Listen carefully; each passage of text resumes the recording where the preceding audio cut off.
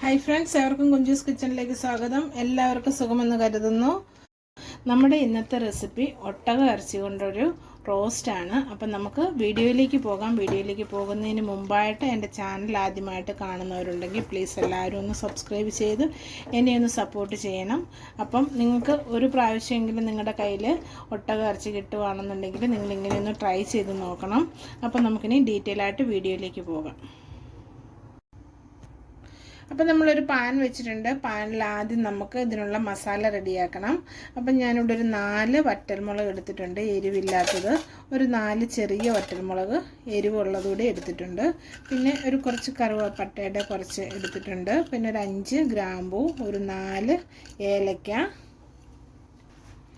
നമുക്കിതിലേക്ക് ചേർത്ത് കൊടുത്തിട്ട് ഇനി നമുക്ക് ഒരു ടീസ്പൂണ് മുഴുവൻ മല്ലി ചേർത്ത് കൊടുക്കാം.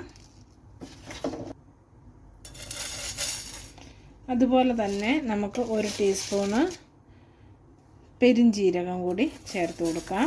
ഇനി നമുക്കിതൊന്ന് മൂപ്പിച്ചെടുക്കാം. ഇതൊന്ന് ചൂടാകുന്ന വരെ നമുക്കൊന്ന് ഇളക്കി കൊടുക്കാം. നമ്മുടെ മല്ലിയും മുളകും ഒക്കെ ഒന്ന് മൂത്ത് വന്നിട്ടുണ്ട്. ഇനി നമുക്കിതൊന്ന് തണുക്കുന്നതിന് വേണ്ടിയിട്ട് വെയിറ്റ് ചെയ്യാം.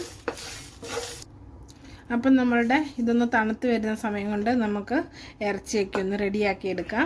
ഞാനിവിടെ 1 കിലോ ഇറച്ചിയാണ് എടുത്തിരിക്കുന്നത്. നമ്മുടെ ഒട്ടകത്തിൻ്റെ ഇറച്ചിയാണ് നമ്മൾ എടുത്തിരിക്കുന്നത്. ചെറുതായിട്ട് കട്ട് ചെയ്ത് നന്നായിട്ട് കഴുകി എടുത്തിട്ടുണ്ട്. ഇത് നമുക്ക് കുക്കറിലാണ് നമ്മൾ വെക്കുന്നത്. അതുകൊണ്ട് നമ്മൾ കുക്കറിലേക്ക് ഇട്ട് കൊടുക്കുവാണ്. അപ്പോൾ നമുക്കിതിലേക്ക് ഒരു 1/2 ടീസ്പൂണ് മഞ്ഞൾപ്പൊടി ചേർത്ത് കൊടുക്കാം. അതുപോലെ തന്നെ ഒരു 1/2 ടീസ്പൂണ് കുരുമുളക് പൊടി കൂടി ചേർത്ത് ഇനി നമുക്കിതിലേക്ക് ഒരു 1/2 ടീസ്പൂണ് ഉപ്പ് കൂടി ചേർത്തിട്ട് നമുക്ക് നന്നായിട്ടൊന്ന് മിക്സ് ചെയ്യണം. നമുക്ക് കൈ കൊണ്ട് തന്നെ നമുക്ക് നന്നായിട്ടൊന്ന് മിക്സ് ചെയ്തെടുക്കാം.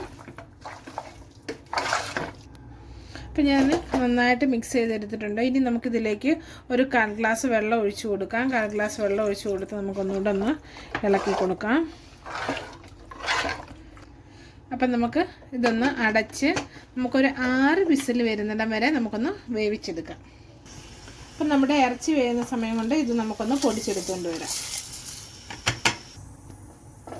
അപ്പം നമ്മൾ ഒരു പാൻ വെച്ചിട്ടുണ്ട്. പാനിൽ നമ്മൾ കുറച്ച് എണ്ണ ചേർത്ത് കൊടുത്തിട്ടുണ്ട്. ഒരു 2 ടീസ്പൂൺ എണ്ണയുണ്ട്.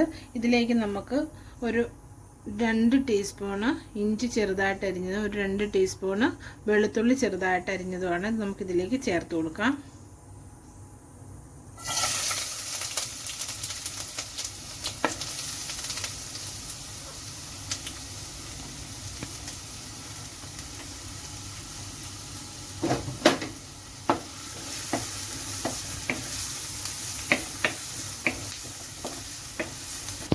അപ്പം നമ്മുടെ ഇഞ്ചി സവോളയൊക്കെ ഒന്ന് അതിലെ വെള്ളമൊക്കെ ഒന്ന് പറ്റിയിട്ട് ഒന്ന് വാടി വന്നിട്ടുണ്ട്. ആ സമയം നമ്മൾ ഒരു 2 സവോള ചെറുതായിട്ട് അരിഞ്ഞതാണ്, അത് നമുക്ക് ഇതിലേക്ക് ചേർത്ത് കൊടുക്കാം.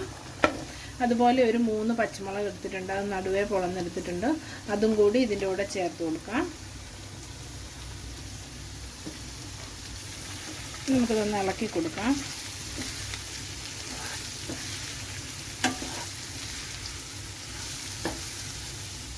ഒരു 3 തണ്ട് കറിവേപ്പില എടുത്തിട്ടുണ്ട്, അത് നമുക്ക് ഇതിലോട്ട് ഒന്ന് ചേർത്ത് കൊടുക്കാം.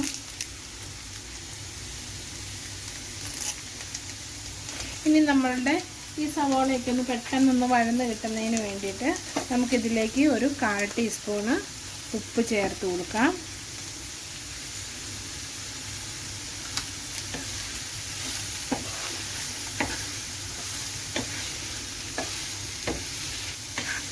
അപ്പോൾ ഇനി നമ്മുടെ സവോളയൊക്കെ നന്നായിട്ടൊന്ന് വഴന്ന് വരുന്നിടം വരെ നമുക്കൊന്ന് ഇളക്കി കൊടുക്കാം. അപ്പോൾ ഇത് നമ്മുടെ സവോള വഴന്ന് വന്നിട്ടുണ്ട്. ഒരു തക്കാളിയാണ് അടുത്തായിട്ട് എടുത്തിരിക്കുന്നത്, ചെറുതായിട്ട് കട്ട് ചെയ്ത് ഇങ്ങനെ എടുത്തിട്ടുണ്ട്. അത് നമുക്കിതിലേക്ക് ചേർത്ത് കൊടുത്ത് നമ്മുടെ തക്കാളിയും കൂടി ഒന്ന് വഴന്ന് വരുന്നിടം വരെ നമുക്ക് വെയിറ്റ് ചെയ്യാം. അപ്പം നമ്മുടെ തക്കാളിയൊക്കെ ഒന്ന് വഴന്ന് വരുന്നുണ്ട്. ഈ പരുവാകുമ്പോൾ നമുക്കിതിലേക്ക് പൊടികൾ കൂടി ചേർത്ത് കൊടുക്കാം. ഒരു 1/4 ടീസ്പൂണ് മഞ്ഞൾപ്പൊടി ചേർത്ത് കൊടുക്കാം. നമുക്ക് ആ കൂട്ടത്തിൽ തന്നെ ഒരു 2 ടീസ്പൂണ് കാശ്മീരി മുളക് പൊടിയാണ് ചേർത്ത് കൊടുക്കുന്നത്.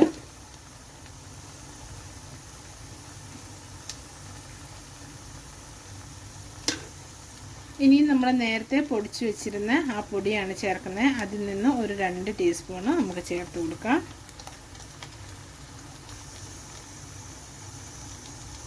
ഇനി നമുക്ക് ഈ പൊടികളുടെയൊക്കെ ആ പച്ചമണമൊക്കെ ഒന്ന് മാറി വരുന്നിടം വരെ നമുക്കൊന്ന് ഇളക്കി കൊടുക്കാം. അപ്പം നമ്മുടെ മസാലയൊക്കെ നന്നായിട്ട് മൂത്ത് വന്നിട്ടുണ്ട്. അപ്പം നമ്മൾ ഈ പരുവാകുമ്പം നമ്മൾ നേരത്തെ വേവിക്കാൻ വെച്ചിരുന്നു ഒട്ടകം. ആ ഒട്ടകത്തിൻ്റെ ഇറച്ചി വേവിച്ച് വെള്ളം നമുക്ക് കുറച്ച് ഇതിലേക്ക് ചേർത്ത് കൊടുക്കാം.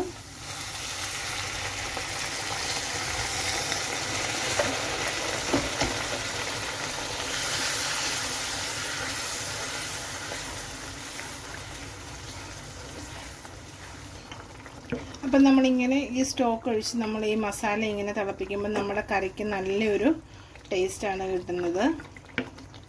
അപ്പം നമുക്ക് ഈ വെള്ളമൊക്കെ ഒന്ന് കുറുകി വരുന്നതിന് വേണ്ടി നമുക്ക് വെയിറ്റ് ചെയ്യാം. അപ്പം നമ്മുടെ മസാലയൊക്കെ വേണ്ട കുറുകി വന്നിട്ടുണ്ട്. ഈ സമയം നമ്മൾ വേവിച്ച് വെച്ചിരിക്കുന്ന നമ്മുടെ ഇറച്ചി ഇതിലേക്ക് ചേർത്ത് കൊടുക്കുവാണ്.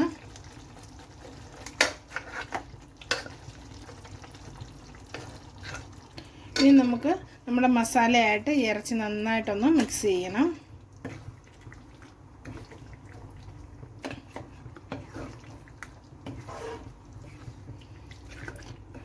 ഒറ്റ നോട്ടത്തിൽ നിങ്ങൾ വിചാരിക്കും ഇത് ബീഫാണ്. ബീഫല്ല, ഇത് ഒട്ടകത്തിൻ്റെ ഇറച്ചിയാണ്. നമ്മൾ ലുലുന്ന് വാങ്ങിയതാണ്.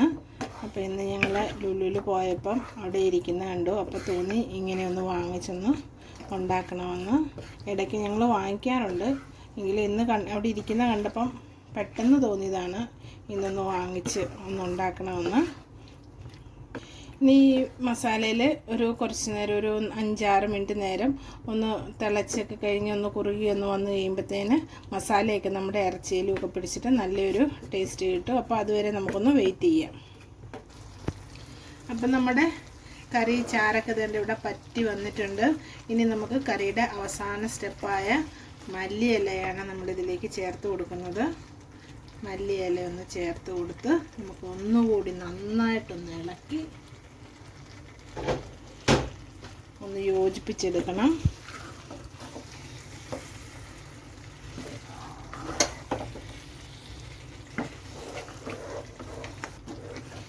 അപ്പം നമ്മുടെ കറി ഇവിടെ റെഡി ആയിട്ടുണ്ട്. നമുക്ക് ഫ്ലെയിം ഓഫ് ചെയ്യാം.